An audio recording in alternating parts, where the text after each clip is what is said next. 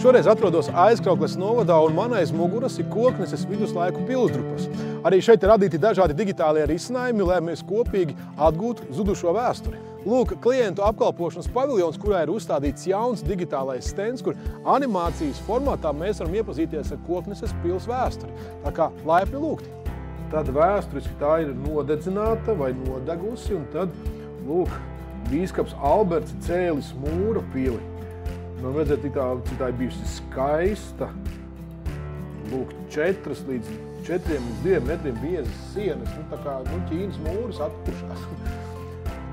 Tāpat Aizkraukles novadā ir radīti 5 3D modeļi, kura paplašinātās realitātes palīdzību ir iespējams ieraudzīt zudušās ainavas, kā piemēram Kokneses jauno pili.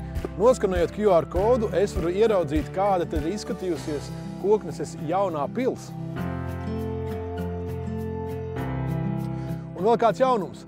Aizkraukles novadā ir izveidota digitālā tūre ar 30 dažādiem kultūras, vēstures un dabas apskates objektiem.